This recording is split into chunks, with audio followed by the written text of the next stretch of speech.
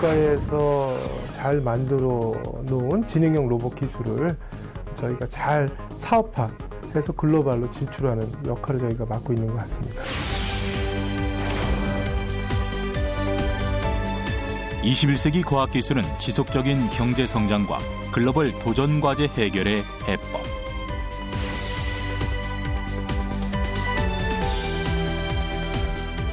공공기술 사업화는 바로 그런 기술을 유망 벤처에 심어 창조 경제를 울창한 숲으로 자라게 해줄 씨앗이다. 그 씨앗은 지금 세상에 어떻게 뿌려지고 어떤 모습으로 뿌리를 내려가고 있을까?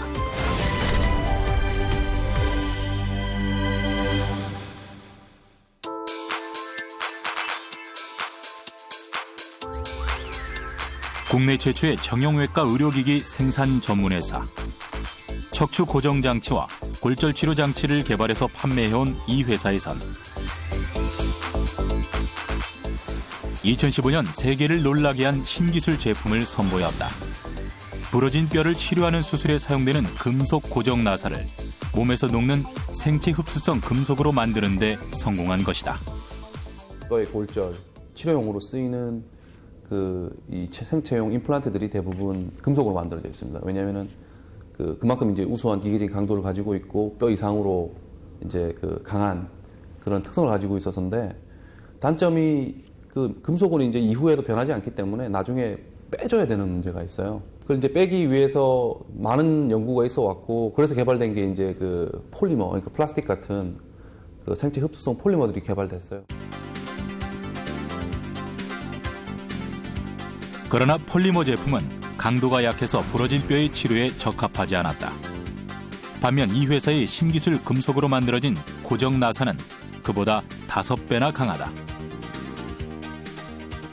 인체에 미치는 부작용도 적다. 뼈의 구성 원소인 마그네슘과 칼슘으로 만들어졌기 때문이다. 화면으로 보는 것처럼 기존의 금속 재질 나사는 몸속에서 분해되긴 하지만 분해 과정에서 유해 성분이 발생한다. 이로 인해 염증 반응을 보이기도 하는데, 신기술 생체 흡수성 금속은 녹았을 때 뼈를 구성하는 성분이 돼 오히려 뼈를 강화시키는 데도 도움이 된다. K팻이라는 소재는 그 두 가지 재료의 특성을 다 가져와서 몸에서 녹으면서 또 금속만큼 좋은 기계적 특성을 가진 그런 소재를 이제 개발을 하게 됐고, 그걸로 제품화를 해가지고 이제 한국에서 임상을 시작하게 됐습니다.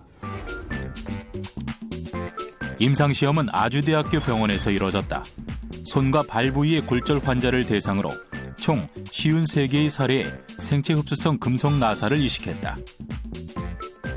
그리고 6개월에서 12개월간의 관찰을 통해 어떠한 부작용도 없이 치료가 완료되는 것을 확인할 수 있었다. 그렇다면 중소기업에 불과한 이 회사에선 어떻게 생체 내 원소만으로 만들어진 생체 흡수성 골접합 나사를 세계 최초로 상용화하는 데 성공할 수 있었을까? 그 시작은 9년 전으로 거슬러 올라간다. 원천 기술 개발로 세계 시장을 공략해보겠다는 목표에서였다.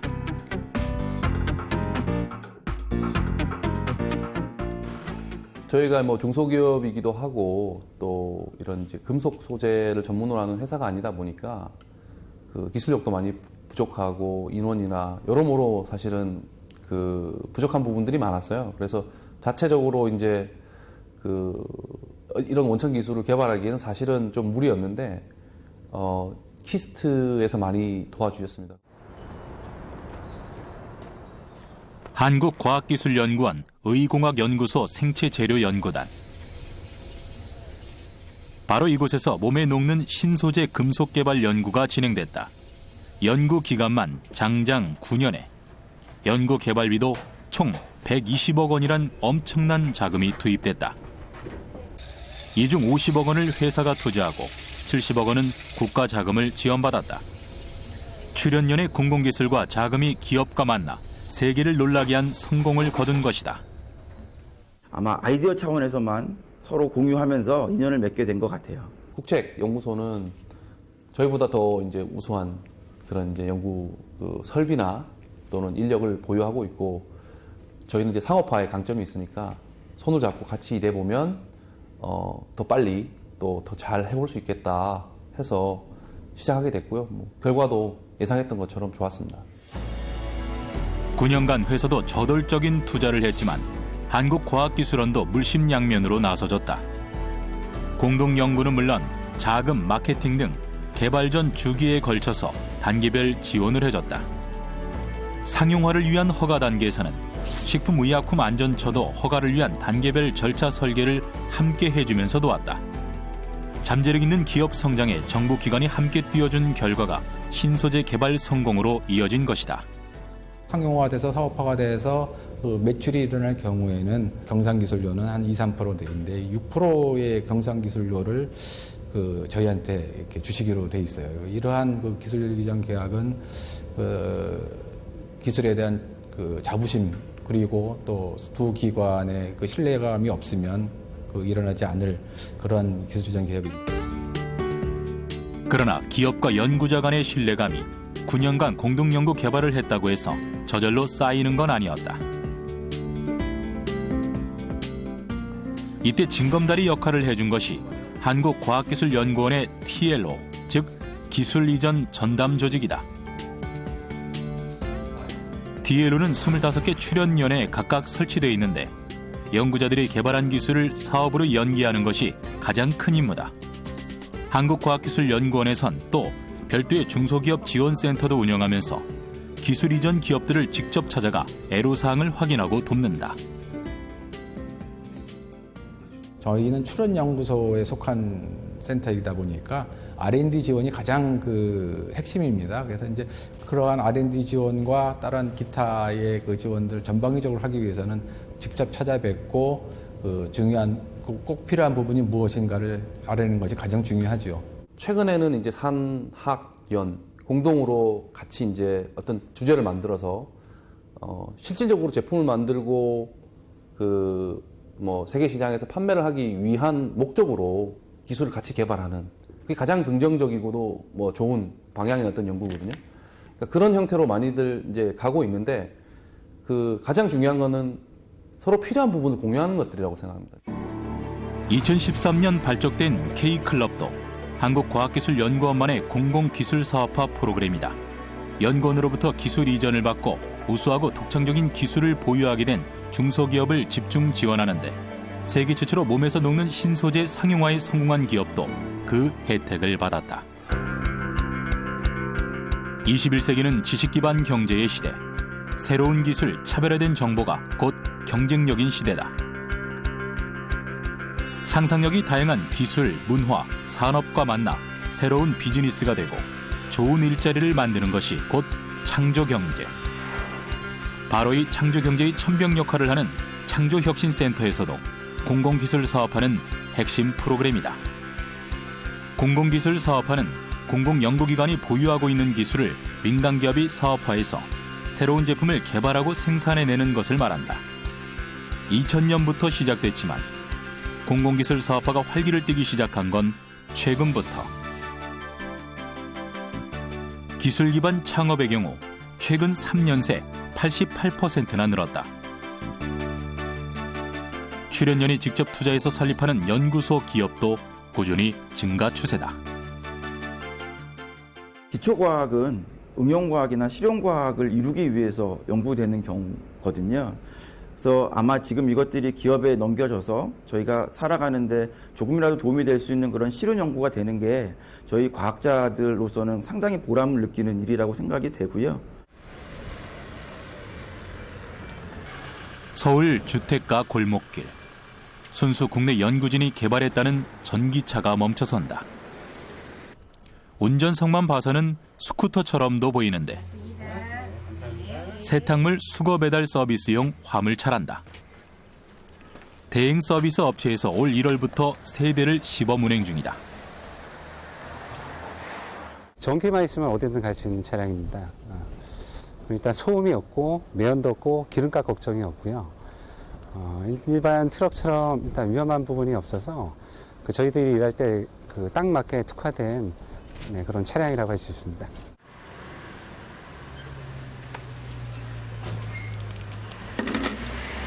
전기 충전도 어디서나 손쉽게 할 수 있고 기존의 이륜차, 즉 가솔린 오토바이와 비교해서 연비도 좋단다. 자판기 커피값보다 싼 200원어치의 전기만 충전해도 100km까지 운전이 가능할 정도란다.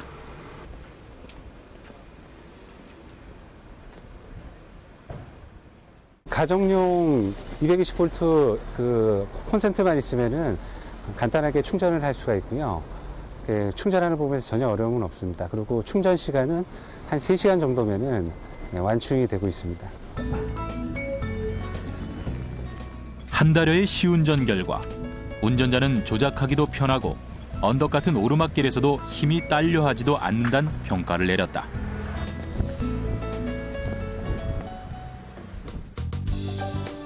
대구 경북 과학기술원. 대구 경북 지역의 고급 과학기술 인재 양성의 요람이다. 이 지역 공공기술 사업화의 중추 역할도 담당하고 있다.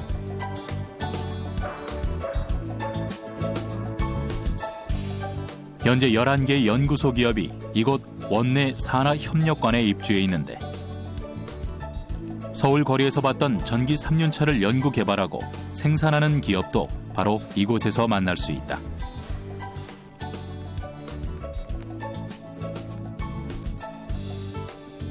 전기 자전거부터 스쿠터에 다양한 모델의 2륜차는 물론 3륜차까지 각종 소형 전기차를 생산하는 기업이다.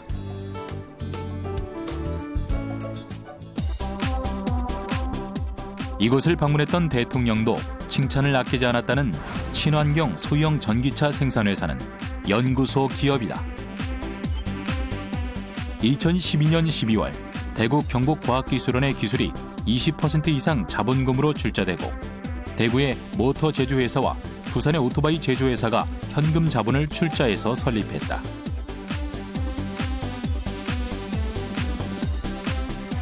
창업 3년 차인 올해부터는 전기 3륜차로 본격적인 매출 올리기에 뛰어들 예정이다. 지금 디자인 전체적으로는 디자인 G안이 타입 G안이 가장 우리 한국형으로는 맞지 않을까 이런 생각이 들고요. 이분이 이 회사 설립의 견인차 역할을 한 오승호 대표. 오토바이를 만드는 대기업에서 25년간 근무하면서 전기차의 미래성을 확신하고 창업을 결심했단다. 하지만 공공기술 사업화라는 시스템이 없었다면 창업이 쉽게 성공하진 못했을 거라고 말한다. 창업을 해놓고 보니까 사실은 핵심 기술, 모터 제어 기술, 배터리 기술, 그다음에 이런 것이 핵심적인 기술인데 거기에 대한 그 기술적인 갈구가 좀 필요했고요. 그래서 원천 기술을 갖고 있는 회사를 하는 기관을 찾다 보니까 저희가 대구 경북과학기술원에서 모터 제어 기술이 아주 뛰어난 기술이 있는 걸 알고 기술 이전을 요청을 했었고 또 그 과정에서 원천 기술 개발한 연구원이 직접 사업화에 참여하는 그런 형태의 연구소 기업을 만들기를 제안해서 그렇게 해서 대구 경북과학기술원하고 저희가 연구소 기업 형태로 이렇게 본격적으로 창업을 하게 됐습니다. 그렇게 창업을 하고 보니 연구소 기업은 출연연이 축적한 공공기술에 쉽게 접근해서 필요한 기술을 이전받을 수 있게 했다. 게다가 연구개발 자금 지원과 세제 혜택 등 다양한 정부 지원까지 받을 수 있는 장점이 아주 많은 기업 형태였다. 연구자 입장에선 기술 사업화의 성공을 높여서 신규 일자리 창출과 새로운 시장 개척에 기여한다는 보람을 느낄 수 있게 했다. 실제로 전기 이륜차 사업을 한다고 했을 때 99% 사람들이 시장이 없다라고 얘기할 시기였습니다. 그럼에도 불구하고 전체적인 배달 앱 시장 또는 그 택배 시장이 워낙 시장 규모가 커지기 때문에 거기에 따른 어떤 시장의 요구가 분명히 저희들은 확인할 수 있었고 그 전기 이륜차 개발과 동시에 저희들이 3륜차를 오히려 목표 시장으로 바꾸는 계기가 되었습니다. 배터리와 모터로 움직이는 소형 전기차의 핵심 부품은 모터 제어기. 이 회사 제품에는 국내 최초로 개발한 온보드 충전기가 내장돼 있다. 때문에 별도의 충전 인프라 없이도 쉽게 충전이 가능하다. 대구 경북과학기술원에서 이전받은 원천 기술을 토대로 7명의 이 회사 연구원과 3명의 대구 경북과학기술원 연구원이 공동 연구 개발을 해서 이뤄낸 성과다. 이런 연구 끝에 전자제어기와 모터 그리고 배터리는 물론 디자인까지 모든 부품을 국산으로 완성해서 경쟁력을 높인 미래형 친환경 전기차가 탄생했다. 사실 저희가 창업하고 1년 반이 지났을 때 국내 오토바이, 전기 오토바이 지역으로서는 가장 성능이 우수한 제품을 개발해서 바로 양산에 들어가서 국내 다른 대기업에 이제 납품을 시작했고, 또 그로부터 한 6개월 뒤에는 저희 독자 모델의 전기 오토바이도 출시를 했고, 지금 이제 3년 차인데 전기 3년 차로 해서 본격적인 사업을 하려고 합니다. 신제품의 주행 테스트를 앞두고 회사 대표와 대구 경북과학기술원 공공기술 사업화 팀장까지 모두 모였다.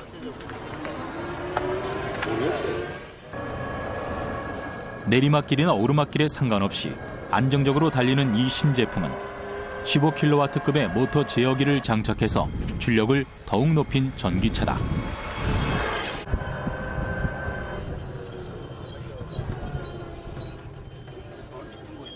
우리 특허 기술인데 실제적으로 이게 기술 차별화도 되고, 그렇죠. 구현하고자 했던 그런 알고리즘이 들어감으로써 실제적으로 경쟁력을 확보하는 게 중요한 것 같아요. 로직 아시는 분 오시면 우리가 이렇게 해라 이렇게 뭐 알려드릴 수도 있고 뭐. 직접 만나서 대화를 나눠야 일의 진행 속도를 높일 수 있다는 게 오늘 한자리에 모인 이유. 공공기술 사업화도 결국 사람과 사람이 만나 협력해가는 과정이라는 게 이들의 생각이다.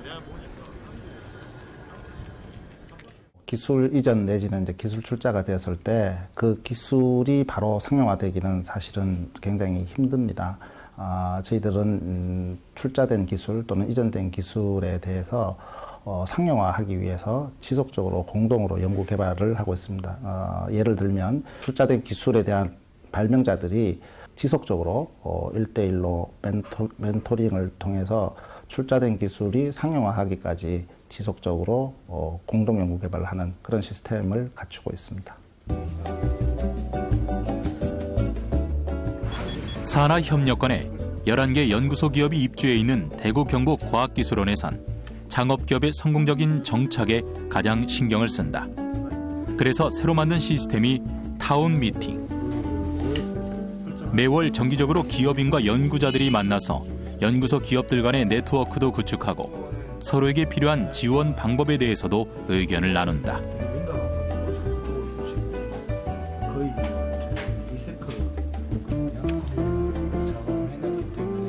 작은 기업에서 다 갖추기 어려운 여러 가지 사업을 하기 위한 마케팅, 재무, 뭐 이런 법무 이런 부분에 컨설팅을 굉장히 많이 해주는 것, 뭐 이런 것이 굉장히 큰 도움이 되고, 물론 저희가 매출이 나면 앞으로 이렇게 상당한 세제 지원도 저희가 받을 수 있고, 그다음에 이제 회사의 어떤 대외 이렇게 영업 활동을 하는 데 있어서 어떤 회사의 신뢰성이랄까요? 뭐 이런 것도 조금 더 올라가는 것 같고 그런 측면이 많이 있습니다. 여기는 국내 유일의 자원기술 평가 기업. 석유나 광물자원의 매장량을 평가하고 유망에너지 사업을 발굴해서 국내 기업에 소개하거나 개발 과정에서 혹시나 닥칠지 모르는 위험을 분석해서 관리해주는 일을 하기도 한다.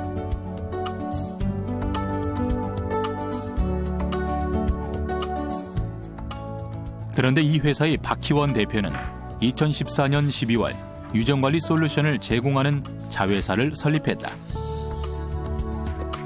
가만 유정이라면 석유를 말하는 게 아닌가.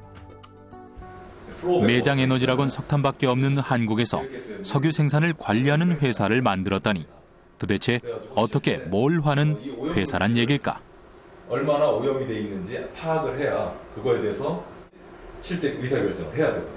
미국 유전 현장에서. 실제 립스라는 장비는 레이저를 이용해가지고 어떤 오염 물질이 얼마나 들어있는지. 그런데 이런 걸 결정하려면은 이 물을 떠가서 실험실로 가져가서 생산을 하기 위한 대기 시간이 굉장히 오래 걸리는 거예요. 왜냐하면 이 분석화학적으로 실험실에 갔다가 오는데 걸리는 시간이 일주일 걸리고 하고, 그 다음에 주로 이렇게 셰일가스에서 나오는 유정이나 기타 매장 자원 개발 과정에서 발생하는 지하수의 오염도를 실험실로 옮기지 않고 현장에서 분석하는 장비를 개발한다면 한마디로 대박을 터뜨릴 수 있다는 말씀. 박희원 대표는 이 독특한 사업 아이템을 셰일가스 유전을 분석하면서 얻었단다. 측정을 다 하고 샘플을 떠와서 셰일가스는 퇴적암 지층인 셰일층에 매장된 천연가스. 저렴한 가격과 풍부한 매장량으로 미국과 북미를 시작으로 개발과 투자가 일어나고 있는 차세대 에너지원이다. 그런데 셰일가스를 추출할 때 사용하는 건 고농도의 화학물질이 함유된 고압의 물. 그러니까 이 오염된 물을 쉽게 분석할 수 있는 장비를 개발해서 판매하겠다는 생각이다. 미국과 캐나다에 주로 자산들이 있는데요. 거기 보니까 현장의 유전들을 봤을 때 이러이러한 솔루션들이 있으면은 굉장히 좋을 것 같다 하는 것들이 많이 보입니다. 그리고 미국 유전 관련 현장 전문가들하고도 많이 접촉을 하게 되고요. 그러다 보니까 이제는 단순 투자가 아니라 이미 한국인들이 투자한 자산을 관리하는 차원에서도 그렇고, 또한 새로운 분야 창조 차원에서도 그런 틈새 시장을 한국 기술을 이용해 가지고 진출시키면 어떨까 하는 생각이 들었어요. 광주과학기술원은 환경공학 분야 연구로 특히 유명한 연구기관. 박희원 대표는 평소 알고 지내던 환경공학자 박기용 교수에게 도움을 청했다.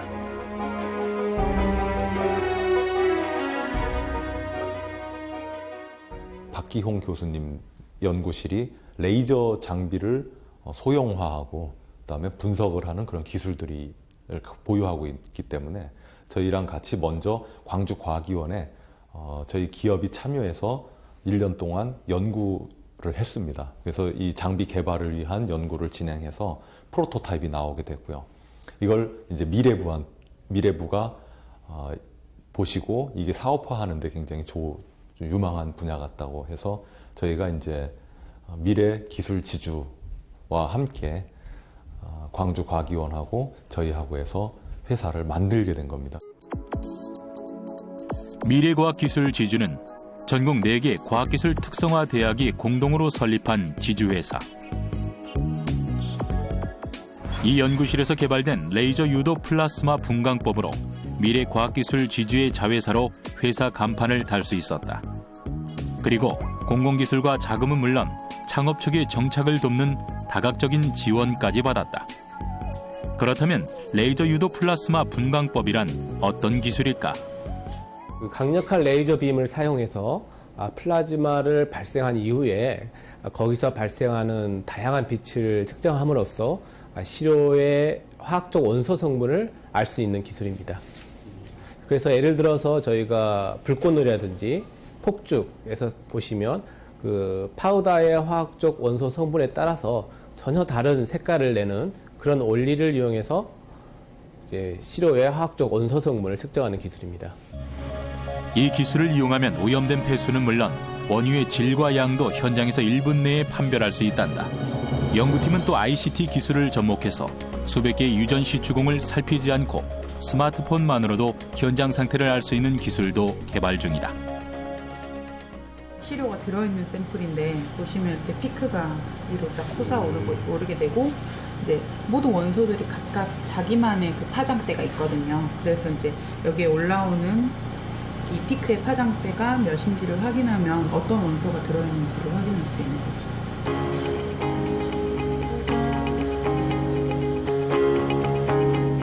현재는 이 레이저 분석 장비를 손쉽게 이동하거나 운반할 수 있도록 그 크기를 대폭 소형화하는 게 연구의 주요 목표다.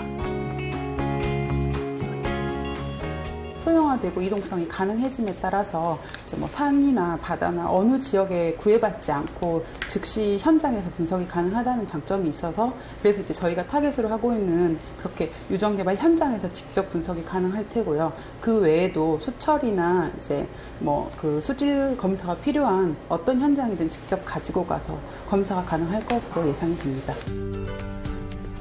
정부 출연 연구기관과 대학이 매년 기술 이전하는 공공기술은 7,000건이 넘는다. 하지만 실험실을 나선 공공기술이 사업화되기까진 대부분 상당한 시간이 걸린다. 연구자의 독자 창업은 기업 경영에 대한 노하우 부족 등으로 창업 실패에 이르는 경우가 많다. 중소기업은 첨단기술 개발 연구인력 부족으로 신성장 동력 찾기에 실패하는 경우가 많다.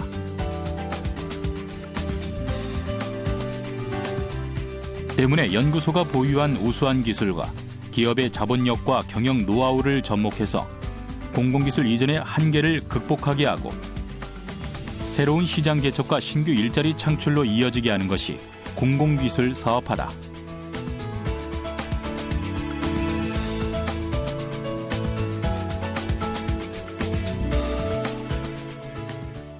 지스트 보유 기술을 이용을 해서 새로운 사업을 해보시려고 하는 기업들이 있습니다.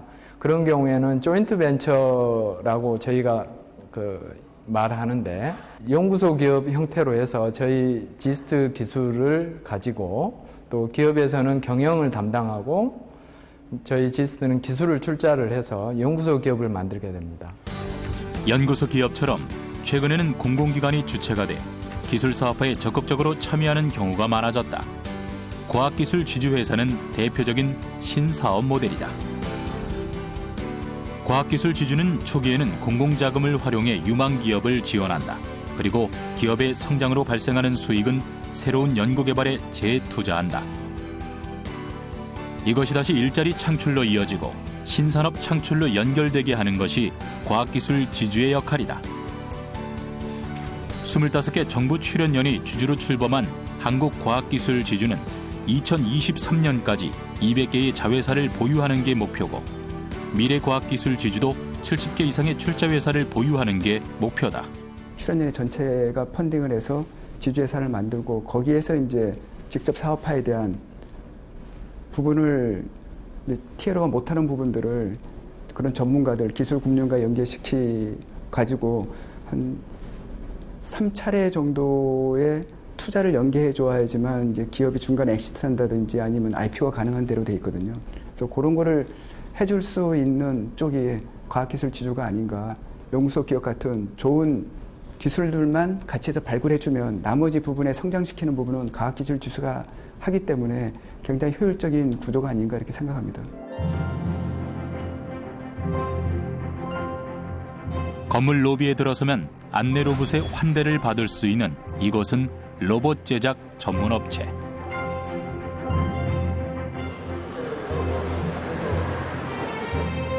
인간과 상호작용을 하는 서비스 로봇 개발로 한국 기업은 유일하게 세계 50대 로봇 기업의 이름을 올릴 정도로 기술력을 인정받는 곳이다. 한국과학기술 지주회사의 패밀리 기업이란 표지판도 이 기업이 정부 출연 연구소로부터 성장 가능성이 크고 기술 개발 역량을 갖춘 우량 기업으로 인정받고 있다는 걸 뜻한다. 다시 말해 이 기업의 성장에도 공공기술 사업화가 숨은 힘을 미치고 있는 얘기다. 왜 우리는 혁신을 못하죠? 저는 혁신을 하고 있다고 생각합니다. 왜 여러분들 혁신을 못하죠? 직원들에게 열변을 토하는 이분이 바로 사장님. 한국과학기술원에서 의료로봇 연구로 첫 번째 박사 학위를 받은 로봇 전문가다.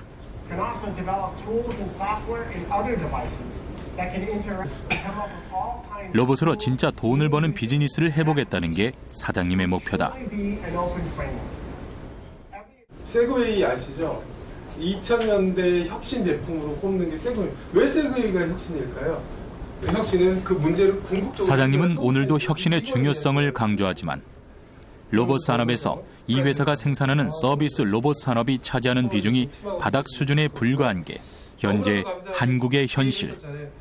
페퍼하고 지보 때문에 마케팅이 될 거다. 위협이 아니라 기회일 거다. 그런데 사장님은 왜 당장 돈이 되는 산업 로봇 대신 서비스 로봇을 창업 아이템으로 선택했던 것일까?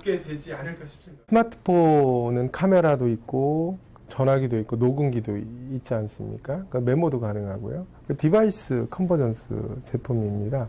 그래서 저는 퓨로라는 제품도 그 서비스와 디바이스, IT와 컨텐츠를 융합한 제품으로 만들고 싶었어요. 그 이유가 작은 기업이 창업해서 생태계를 만드는 건 불가능하거든요. 그래서 기존의 생태계의 리소스를 연결해서 새로운 가치를 잘 만들어낸다면 그 가치는 로바릭스로 연계시키는 거죠. 그럼 글로벌 큰 시장을 만들 수 있다는 생각에 퓨로를 개발 기획하게 되었습니다. 다음 포션으로 좀 접고 해야 될 것 같아요. 지금 당장. 한마디로 한국 시장보단 세계 시장을 목표로 개발된 게 이 회사의 서비스 로봇이란 말씀. 그래서 요거를 아예 버튼 여기다 만들어달라.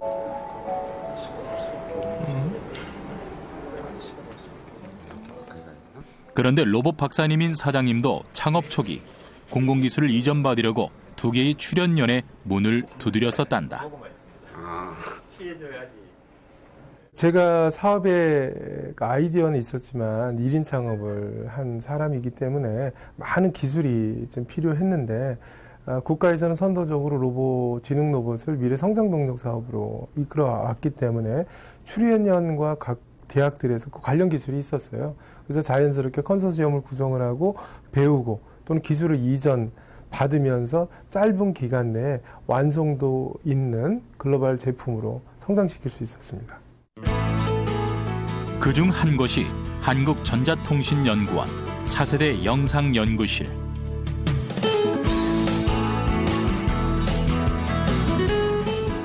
로봇이 자유롭게 이동할 수 있게 해주는 내비게이션 기술과 로봇의 종류에 상관없이 모든 로봇이 이 기술을 사용할 수 있게 해주는 운영 프로그램을 연구 중이다.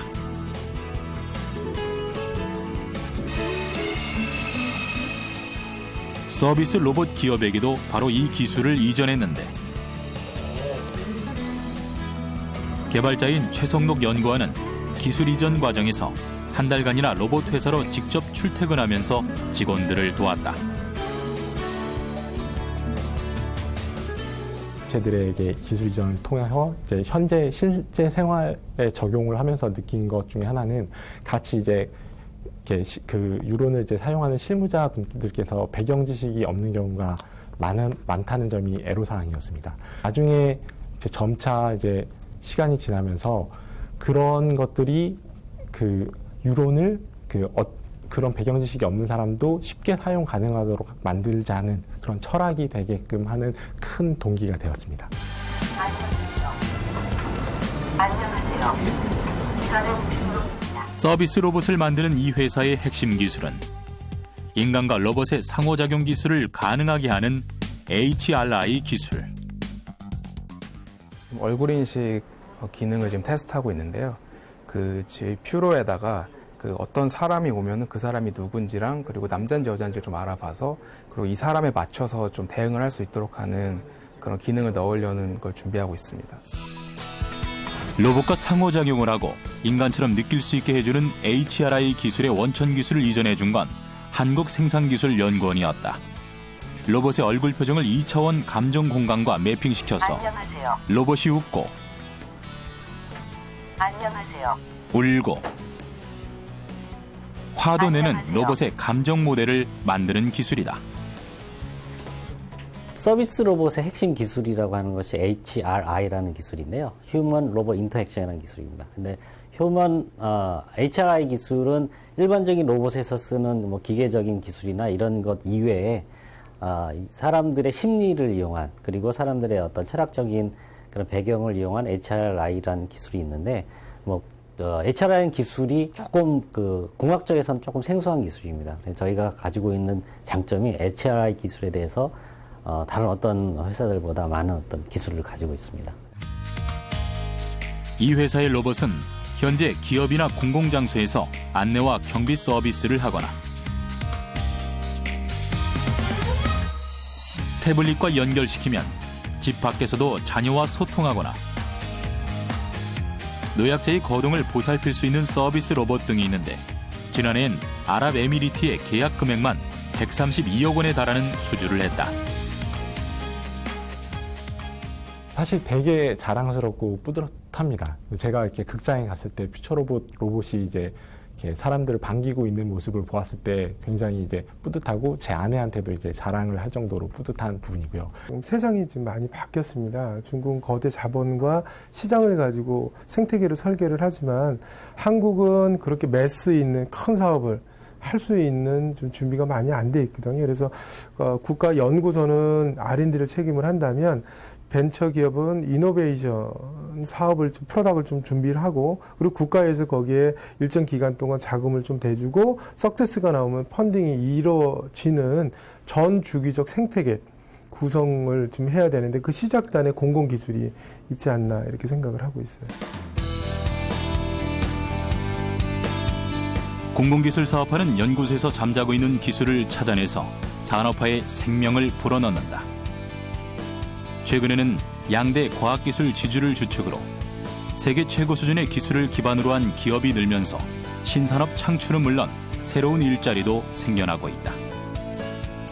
이런 추세라면 공공기술과 자금이 기업과 만나서 쓰는 성공신화도 곧 현실이 될지 모른다. 이 도표에서 그 불씨가 살아 꿈틀대고 있다면 지나친 비약일까? 작년부터 시작된 한국형 아이코어 지원 사업 같은 신사업 모델도 공공기술 창업을 지원한다. 지원자를 대상으로 총 6개월에 걸쳐서 창업 교육을 하고 아이디어를 시제품으로 만들 수 있는 창업 자금도 지원하는 제도다.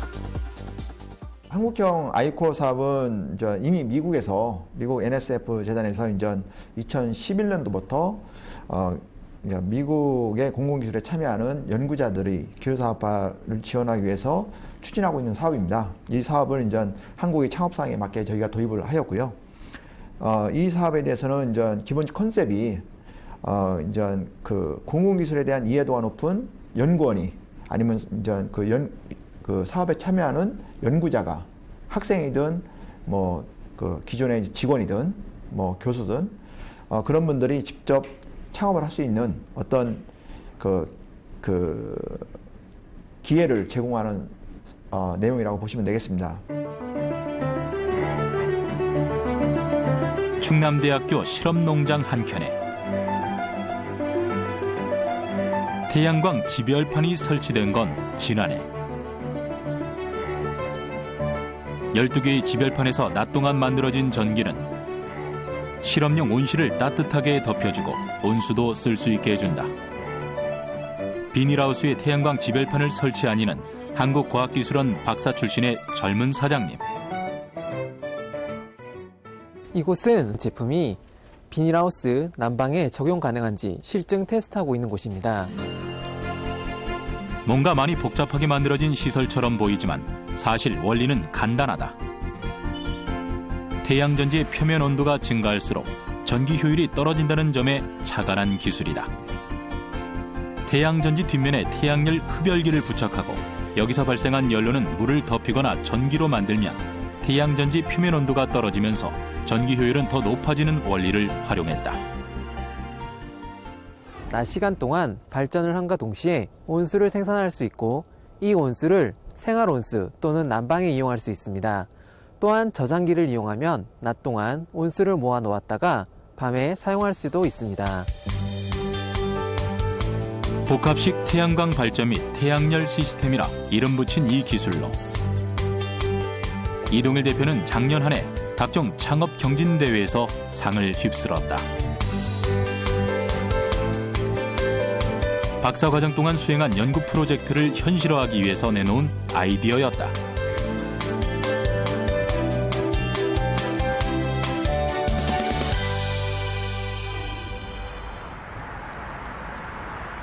고민 끝에 창업도 했다.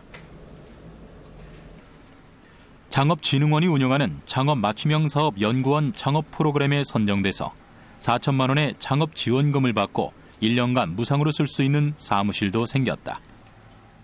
대학원생 신분으로 창업을 준비하였기 때문에 연구와 병행하여 창업을 하느라 많이 바빠서 지치기 쉬웠다는 점입니다. 그럴 때마다 지금 아니면 이렇게 열정적으로 창업하기 쉽지 않을 것이라고 생각 때문에 실패하더라도 좋은 경험일 것이라고 생각하며 마음을 다잡았습니다. 9월부터 11월까지는 한국형 아이코어 지원 사업에도 참여할 수 있었다. 기술 기반 창업에 필요한 기초 지식을 미국과 한국에서 배울 수 있었다. 특히 미국 연수 교육 중 했던 현지 시장 조사는 마케팅 전략을 바꾸는데 결정적 역할을 했다. 점유율이 약 16%. 내 기술이 누구에게 쓰일 것인지 머릿속으로만 생각했던 것을 잠재적 고객과 직접 만나서 그 완성도를 높여준 시장 발견 창업 탐색 프로그램이었다. 미국 현지에서 시장 조사를 하면서 목표 고객을 더 세분화할 수 있었습니다. 처음에는 미국 비닐하우스 난방을 목표로 했는데 미국 농부들 인터뷰 결과 기존 난방 방식을 대체할 생각이 없어 미국 시장 진출 시 가정집 실내 수영장으로 바꾸게 되었습니다. 광주과학기술원에도 한국형 아이코어 지원 사업으로 기술 창업의 생얼굴을 만날 수 있었다는 젊은 창업자가 있다.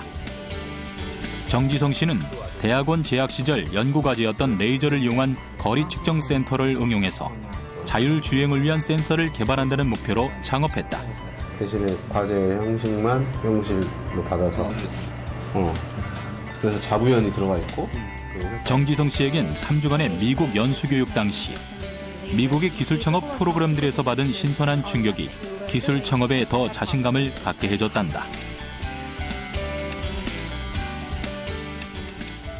미국에 있는 KIC 센터, 그러니까 창조경영혁신센터에 방문해서 그쪽에서 실제 그 미국 대학교 교수님들과 주관해서 이런 창업 관련된 프로그램도 하고 실제 고객 디스커버리 하는 이런 프로그램을 수행하면서 아 진짜 이게 창업하면 할 수 있겠구나 라는 것들에 대해서 많이 자신감도 얻었고 확신도 가졌고. 저희 같은 스타트업이 해외 시장에 대해 잘 알지 못하는데 좋은 기회를 통해 해외 시장 진출할 수 있는 자신감을 길렀습니다. 앞으로도 한국형 아이코어 사업 기회가 더 많았으면 좋겠습니다. 연구실 문을 열고 나와 기술 창업에 젊음과 꿈을 걸고 고군분투 중인 과학 인재들.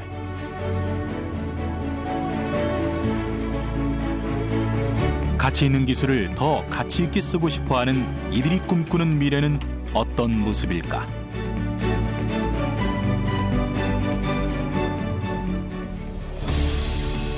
도약의 발판은 마련됐다.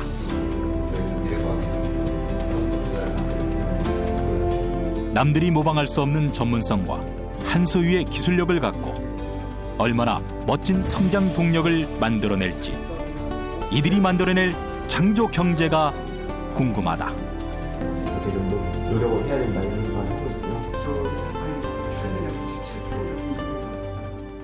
정부 과제에서 이제 충당해 할 수 있는 비용들을 쓰는 항목들이 그 과제비에 해당되는 항목들이 정해져 있어요. 그래서 그거를 자유롭게 활용하기가 어렵습니다.